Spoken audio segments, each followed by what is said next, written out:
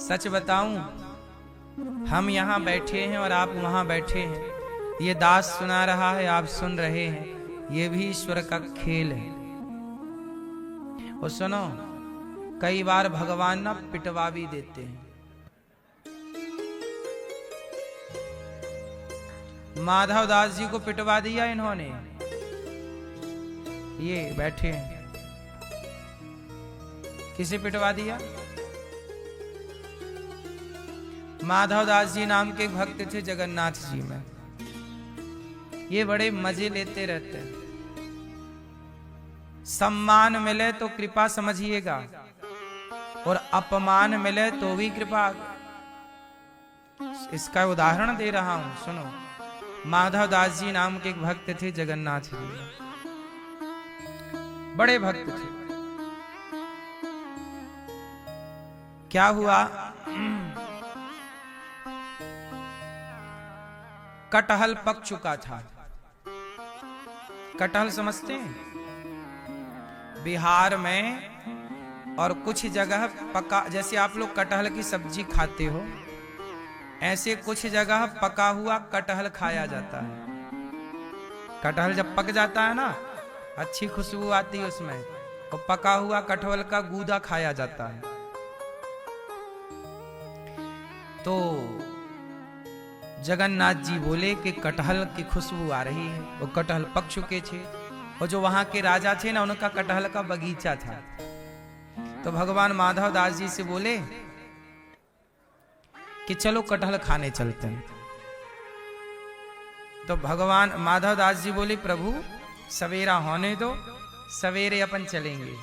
पर आपका तो राजा चेला है, पूरा बगीचा आपका है, जितना बोलोगे सवेरे भोग लग जाएगा कटहल का।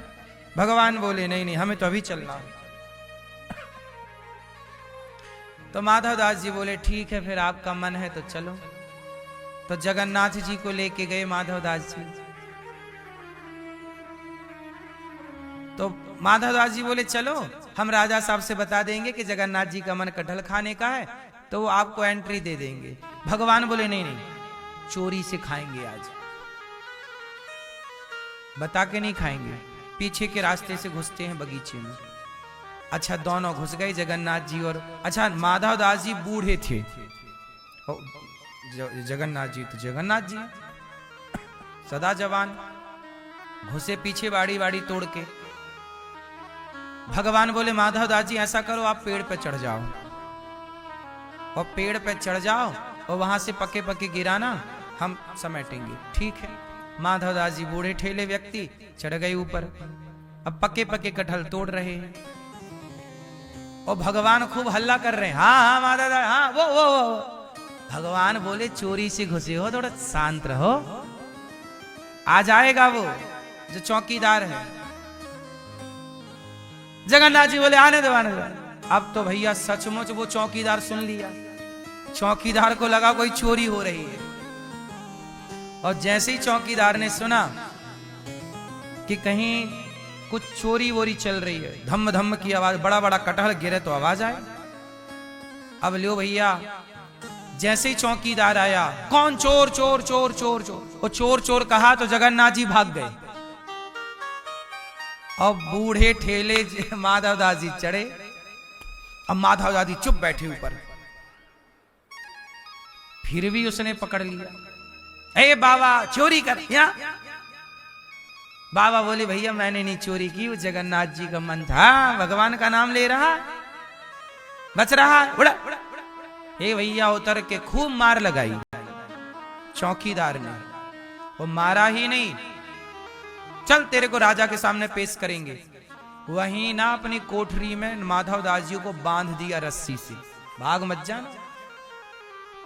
माधव दास जी बोले वाह प्रभु, अच्छा फंसवाए, हमें फंसवा के भाग गए खा पी के। और भैया चौकीदार ने अच्छे 3-4 डंडे जमा दिए।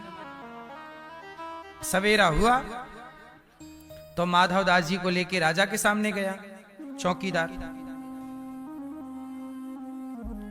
और जब माधवदास जी को लेके गया तो राजा ने देखा कि माधवदास जी बंधे। अच्छा, राजा जानता था माधवदास जी को, ये बहुत बड़े। राजा तुरंत सिंहासन छोड़ा और गिर पड़ा भगवान के माधवदास, हे प्रभु आप कैसे बंधे? चौकीदार को बोला तूने क्यों बांधा इतने बड़े साधु को? चौकीदार बोला महाराज ये साधु वाधु नहीं है, चोर है, मैंने रंगे हाथों पकड़ा। राजा बोले ये चोर नहीं है, साधु है, चोर।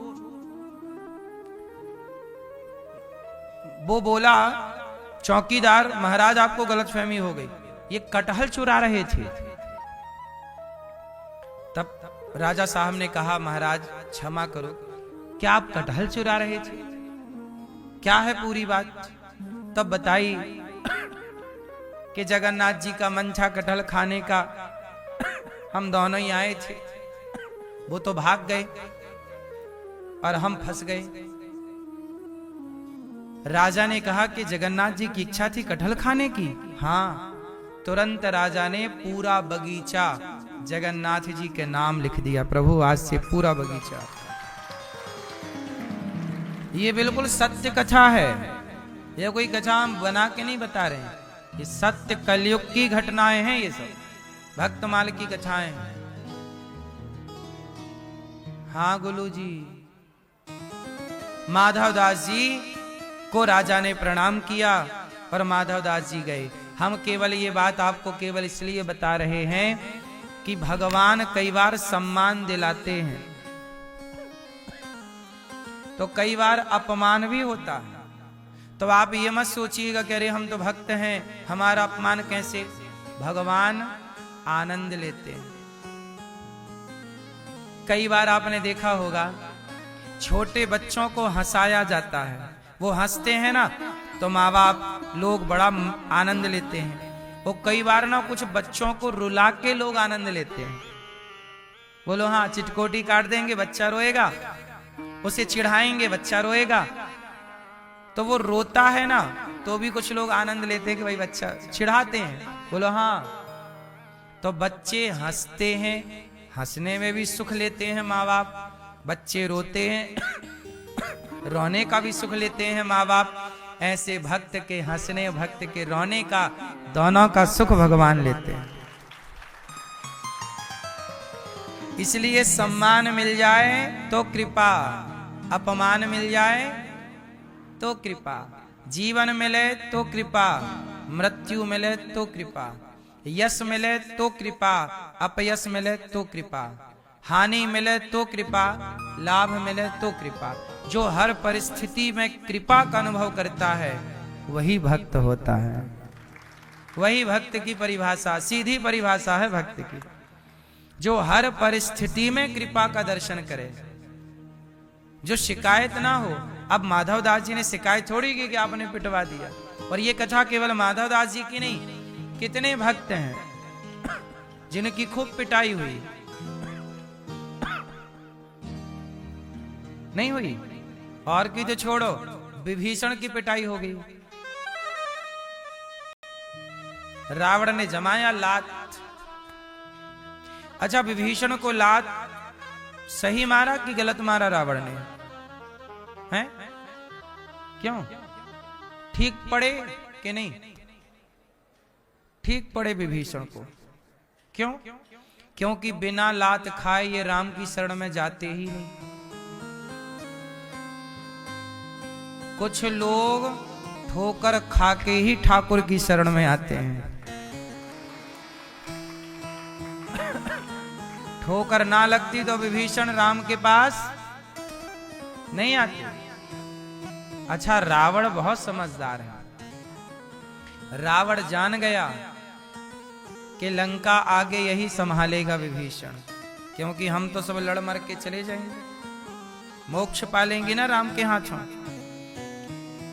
विभीषण बार बार रावण डांट रहा है, अपमानित कर रहा, जलील कर रहा, पर विभीषण जा ही नहीं रहे। विभीषण का भी लगाव लंका में था, अटैचमेंट तो था ही, वरना हनुमान जी जब आए थे समझाने तभी चले जाते कि हनुमान जी हमें भी ले चलो।